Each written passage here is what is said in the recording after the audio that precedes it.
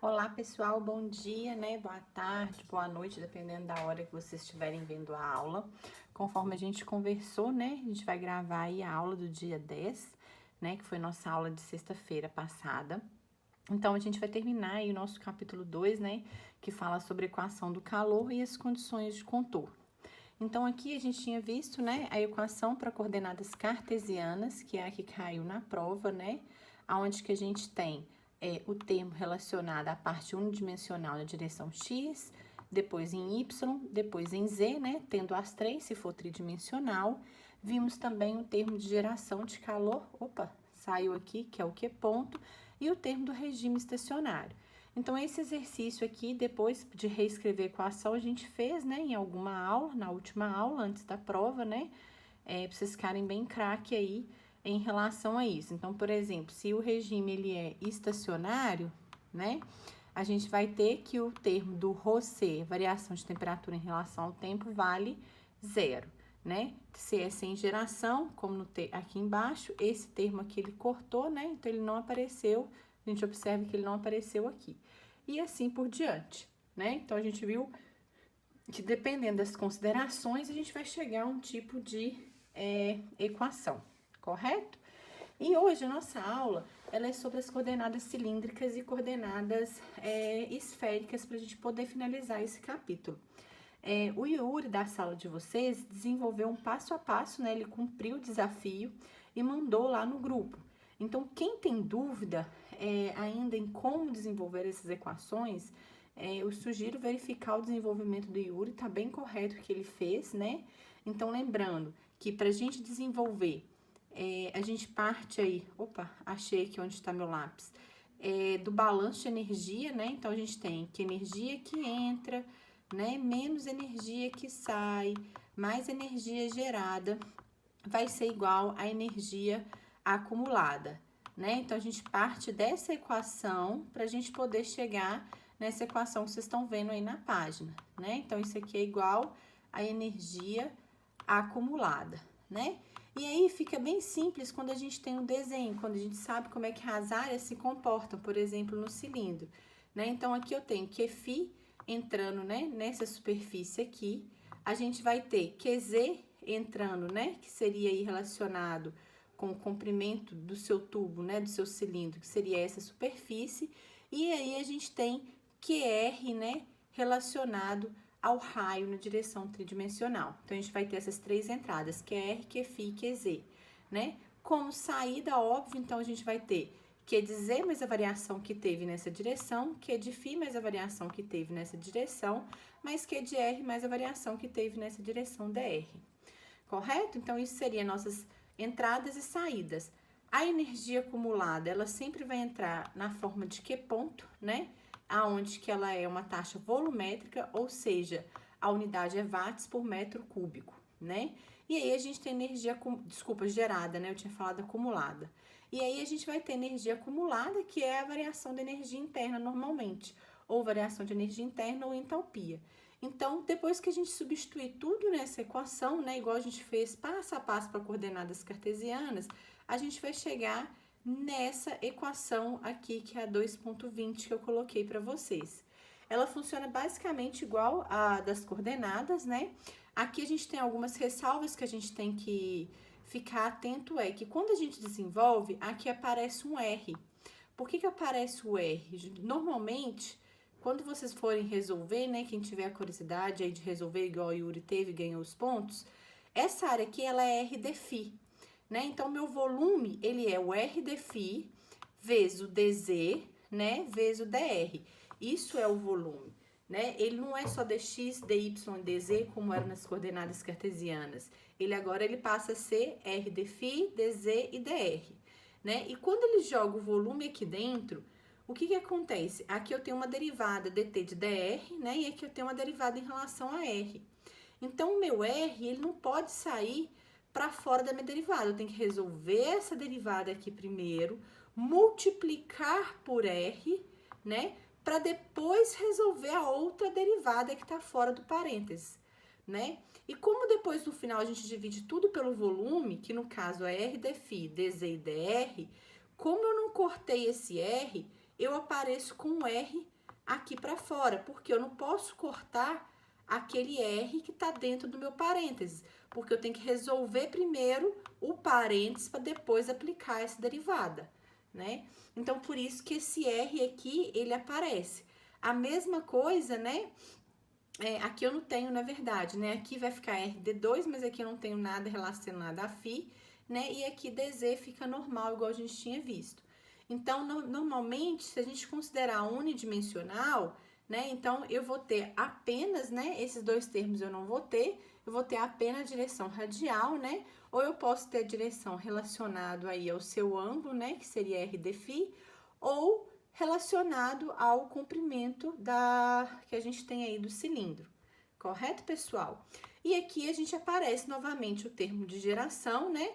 E o termo de energia estacionária também, ele não muda, ele fica igual, independente da coordenada que a gente está trabalhando, se é cilíndrica, esférica, né, ou cartesiana.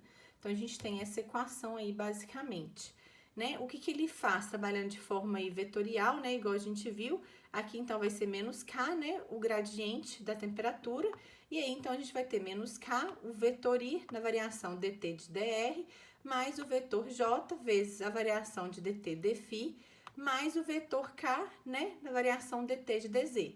Lembrando que esse K relacionado ao meu vetor, né, unitário, e esse K aqui é a condutividade, né, são Ks diferentes, né.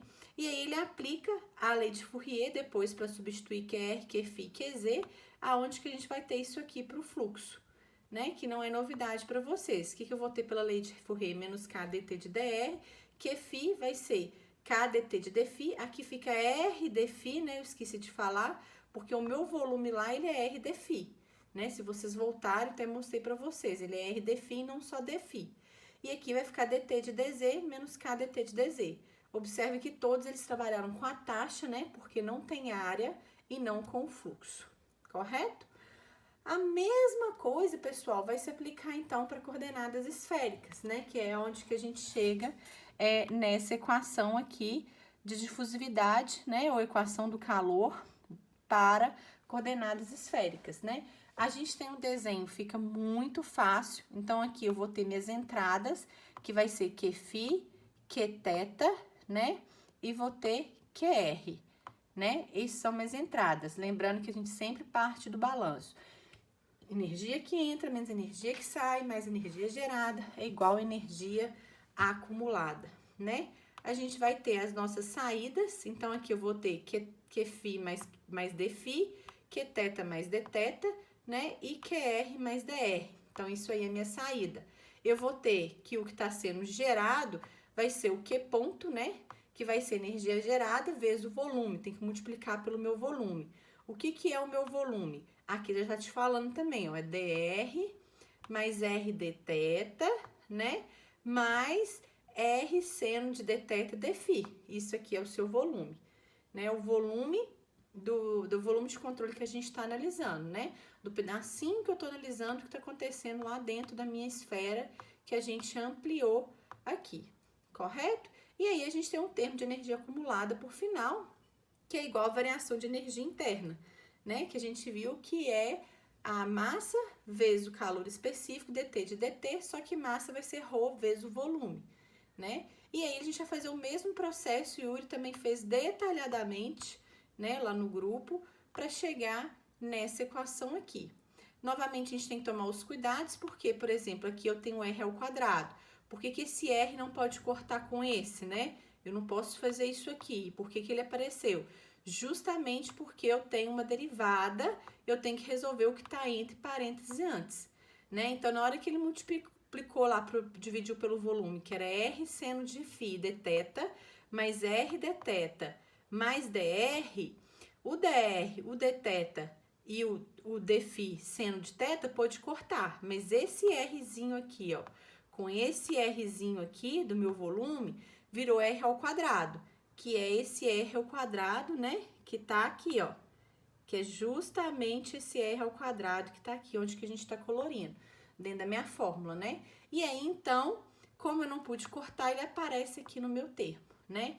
Então, aqui, se for radial, unidimensional, vou considerar esse termo, né? Se for em relação a φ, esse termo, e se for em relação a θ, esse termo, né? Se for tridimensional, a gente tem que considerar os três, né? E novamente aqui vai aparecer pra gente o Q ponto, né?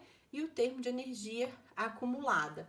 Ou seja, se o meu regime foi transiente, esse termo ele é um valor, a gente vai ter um valor para ele. Se ele for estacionário, ele vale 0. Aí essas equações, elas funcionam exatamente igual a gente viu para coordenadas cartesianas, né? Não tem nenhuma diferença, nenhuma.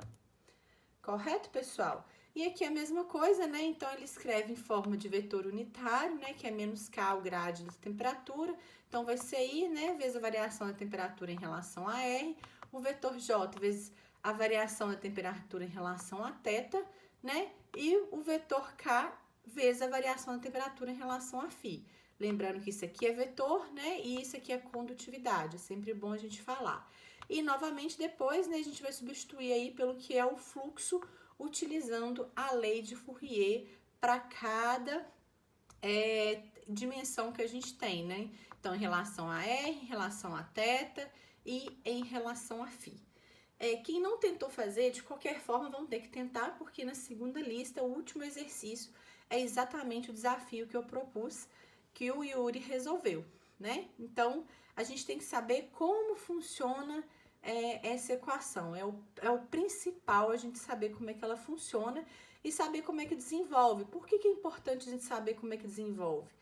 Porque industrialmente, gente, às vezes você vai ter um objeto que ele não vai ser coordenadas assim exatamente esféricas, cartesianas ou cilíndrica, né? Mas aí, a gente tendo a noção, né, de como acontece, de como é a área dele, a variação da área, né, a gente tendo a figura aí tridimensional e a gente sabendo como que funciona essa variação, fica fácil, né, pessoal? A gente consegue montar isso para qualquer equação que a gente precisar, para qualquer objeto que a gente precisar, que não seja exatamente esférico, cilíndrico ou cartesiano.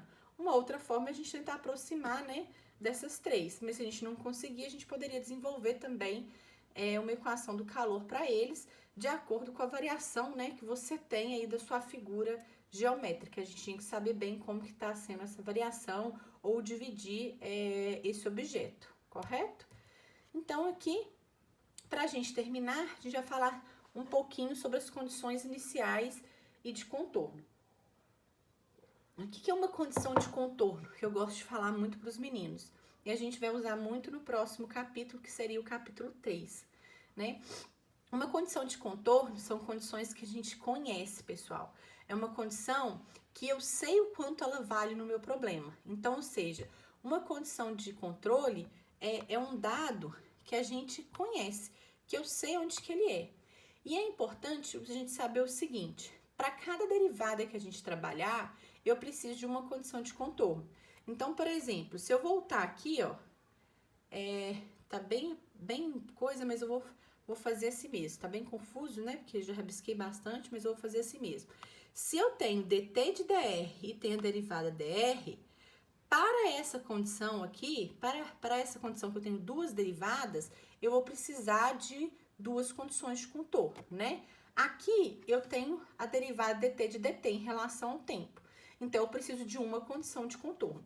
Para cada derivada que a gente tem que saber pelo menos uma condição de contorno, tá? Então, por exemplo, em relação à derivada que tem lá no termo de acumulada, que é dt de dt, a variação de temperatura em relação ao tempo, a gente vai ter que ter a condição inicial, uma condição que eu conheço, né? Que é onde que eu vou sempre partir, por exemplo, falar que o tempo inicial ele é 0. Então, se eu afirmo que o tempo inicial sempre está começando do 0, da análise do meu problema, isso é uma condição que eu conheço, né? Que já é válida para a condição da variação da temperatura em relação ao tempo, né? Então, ou seja, para o tempo 0, a temperatura inicial do meu forno, por exemplo, é 25 graus, né? Então, 25 graus é a minha condição de contorno, é a condição que eu conheço estipulada aí no tempo 0, certo? Agora, as outras condições de contorno, né, que a gente viu que a gente tem duas derivadas, a gente tem três formas que a gente pode aplicar. Aqui a temperatura é conhecida, o fluxo de calor é conhecido, ou a gente faz um balanço na superfície, né, considerando o Q de condução igual o Q de convecção. A gente vai ver melhor aqui agora. A primeira condição, que é quando a gente conhece a temperatura, a gente chama ela aí de Dirichlet, ou condição de primeira espécie. O nome não é importante você saber, a gente tem que saber quais condições existem e quais eu poderia estar aplicando, né? O que significa essa condição? Significa eu falar... Opa, deixa eu só colocar aqui. Significa eu falar aí que para x igual a 0, a temperatura, ela vale T1, né? Então, se eu tenho essa parede, então eu falo que para x igual a 0, né?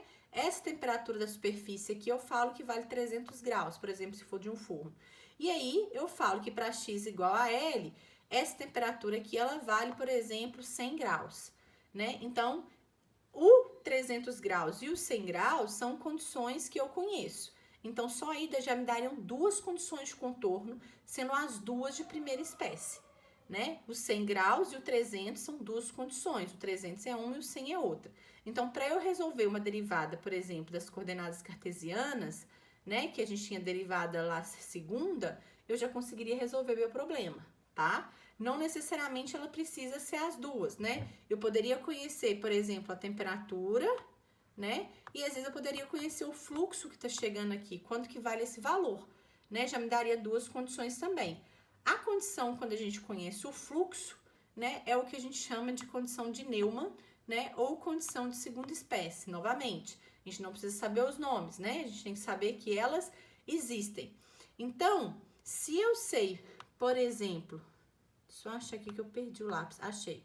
Se eu sei, por exemplo, quanto vale o fluxo que está chegando nessa superfície aqui, né, para x igual a 0, quanto que é o meu fluxo está chegando aqui, que eu falei para vocês? Seja ele por convecção, seja ele por radiação, seja ele por ambos. Vamos supor que é 100 watts. Então, se eu sei que esse valor, ele vale 100 watts, né, que está chegando para x igual a 0, lembrando que aqui eu tenho um balanço de superfície, né? Então, posso fazer um balanço nessa superfície aqui, que é para x igual a 0, já é uma condição de contorno válida, né? Então, o exemplo que eu dei no slide anterior vamos supor que eu sei que esse fluxo que está chegando é 100, né? E a temperatura que está aqui nessa parede vale 300.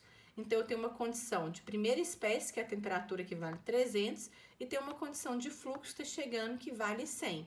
Então, eu já tenho duas condições de contorno, né? A primeira da primeira espécie e a segunda da segunda espécie, né? Então, isso é independente. Agora, eu poderia saber também, né, quanto que vale para x igual a L, né? Então, quanto que vale esse fluxo aqui quando x igual a L? Será que ele vale 100? Será que ele vale 300?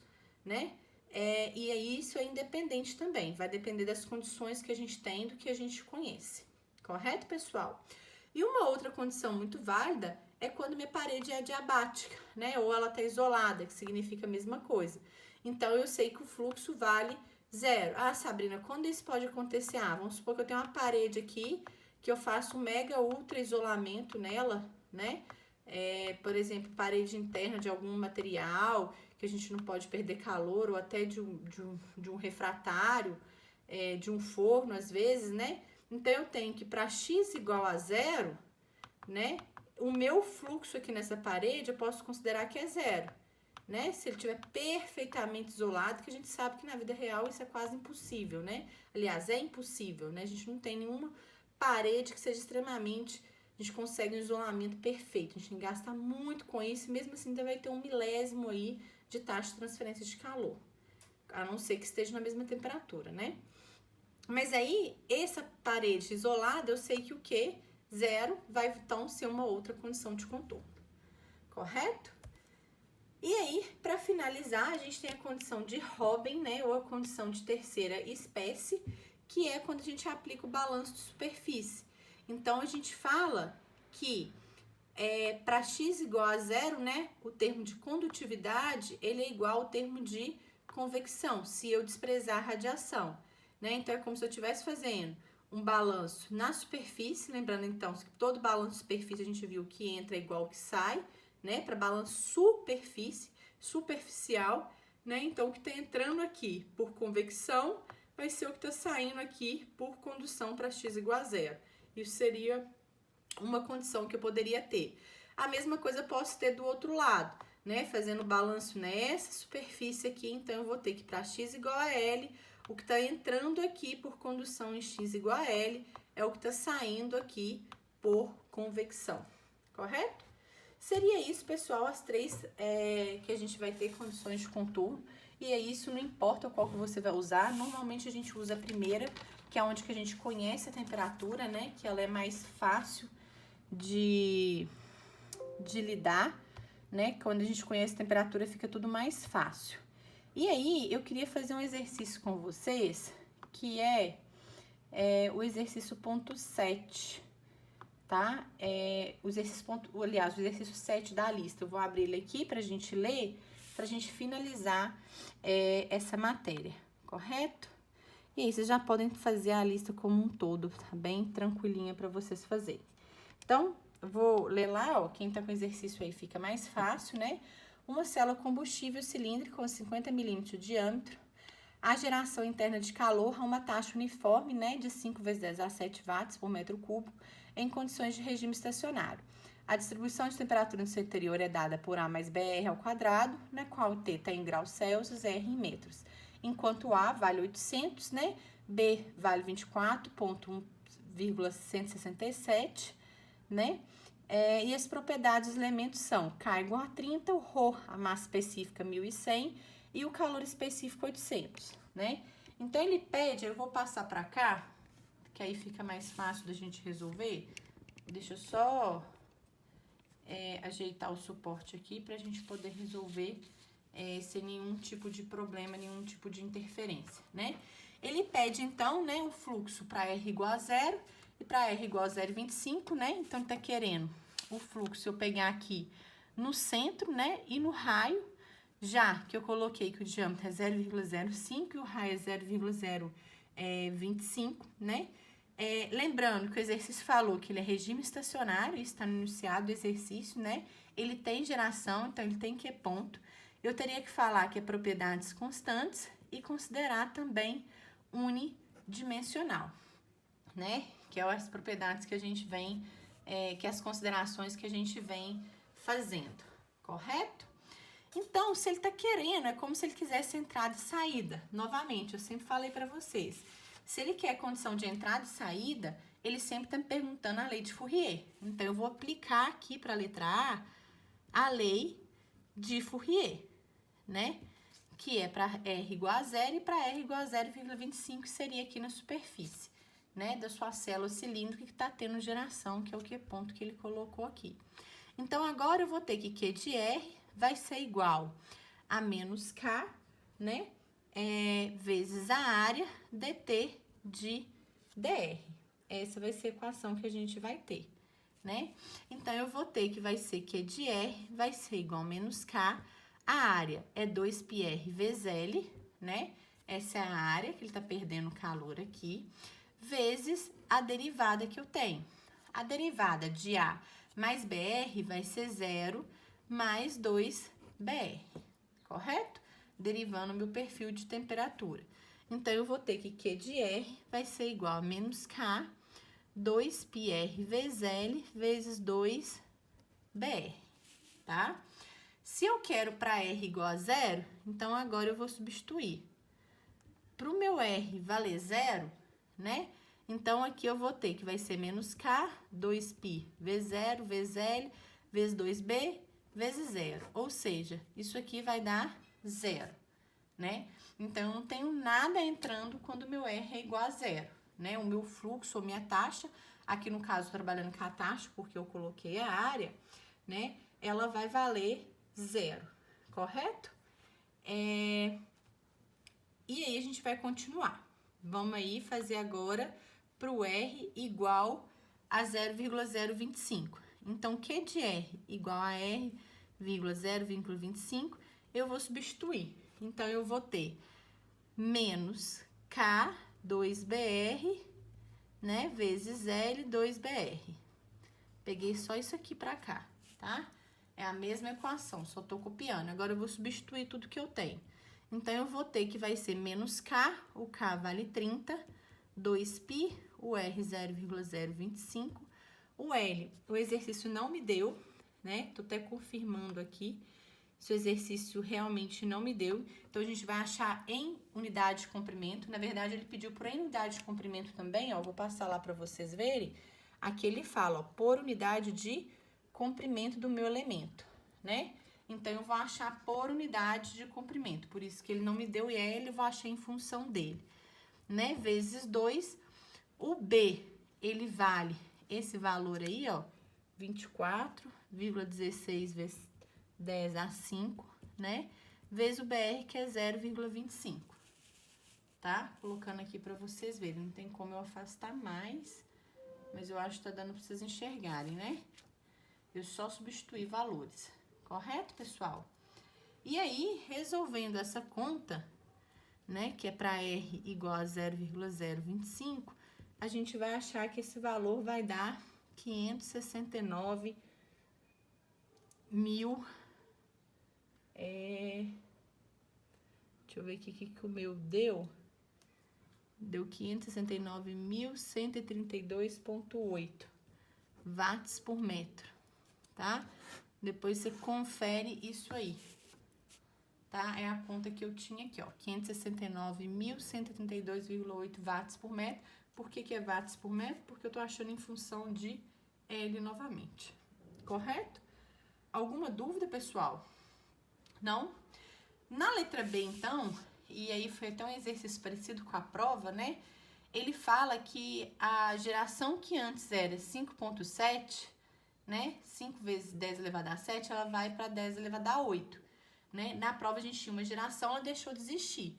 Se antes na prova, quando eu tinha geração, meu regime também era estacionário, né? Quando eu desativei, então ele passou de deixar de ser estacionário, foi ser transiente, porque o balanço de energia ele não era mais válido, né? Lembrando que lá na prova a gente tinha energia que entra, mais energia que sai, mais energia gerada é igual a energia acumulada, né?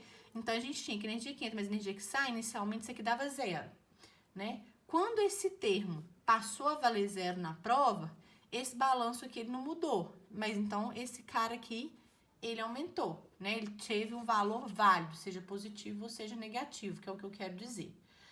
Aqui nesse problema, a mesma coisa, ele tem que energia que entra mais energia que sai é igual a energia gerada e esse termo vale zero, né? Porque ele falou que é regime estacionário.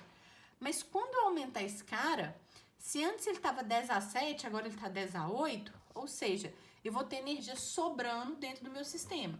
Se ele está sobrando, essa energia vai acumular na forma de energia interna, né? Vai ter um acúmulo dessa energia dentro do meu sistema. Então, na letra B, o meu regime ele passa a ser um regime transiente. Ele deixa de ser estacionário e passa a ser transiente. E ele quer dt de dt. Ele quer a variação da temperatura em relação ao tempo.